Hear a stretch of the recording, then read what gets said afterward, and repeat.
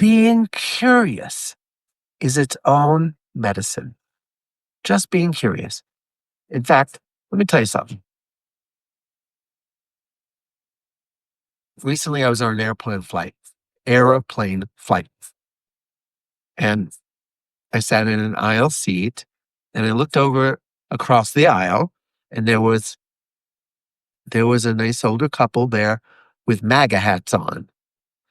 And so I put my headphones on, and I just drowned them out. Even though they were talking, I felt this righteous anal protection come over me. And it was a 4-hour flight. So I got over my first reaction, and I took my headphones off, and I overheard them talking. They were talking about their grandchildren. And I, at this point, was preaching curiosity. So I thought, well, how about we practice what we preach? So I reached over across the aisle, verbally, so to speak, and I said, "Hey, I'm curious, how many grandchildren do you have?" And they said, "4." And as I just explored curiosity, I found myself asking just gentle questions. What are their names? Oh my God, they sound adorable. Oh, do you have any pictures? Pictures were shown. They asked me about my children. I had a daughter. So I showed them pictures. And here we were having this tender, sweet conversation. And I just so loved where we were going and what we were not engaging in. But I did feel like there was a question, a burning curiosity question, and it was me taking a big risk. It could have ruined everything. I said, "Do you mind if I ask you a little personal question?" And they said, "No." Maybe with their eyebrows raised a little, like they were being polite. And I said, What kind of world are you hoping President Trump contributes to leaving for your grandchildren?" And they painted a picture that was very similar to how I want my daughter to grow up, the same world.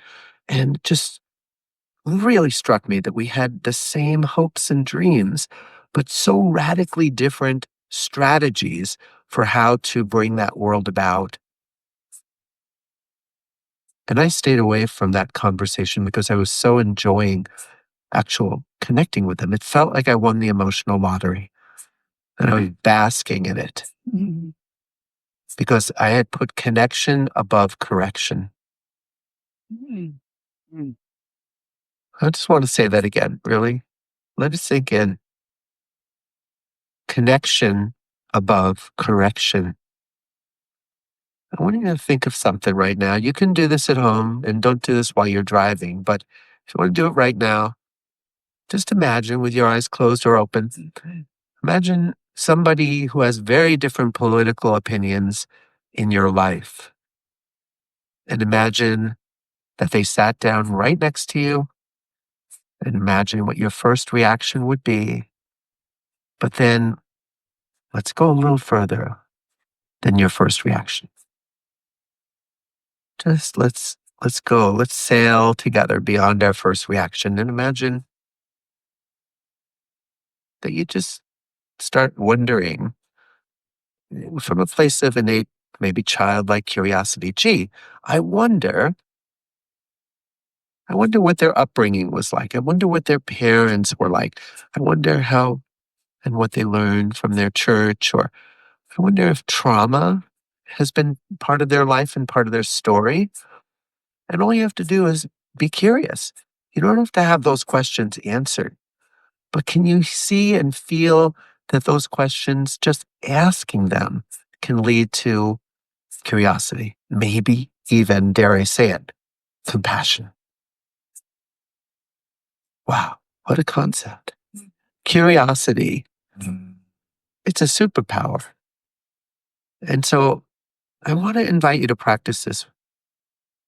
And don't try this at home, kids, without parent supervision. But imagine listening to people who you very enthusiastically disagree with, and imagine what it would be like to open your heart to a sense of wonder about that because we are all in the same boat.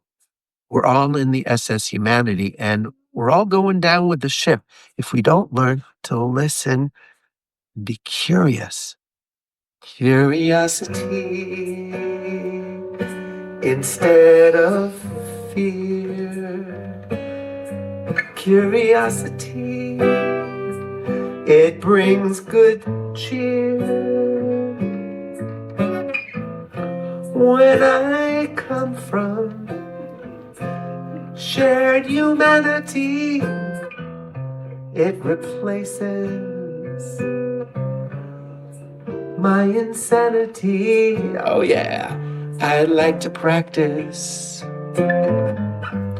with Sean Hannity too.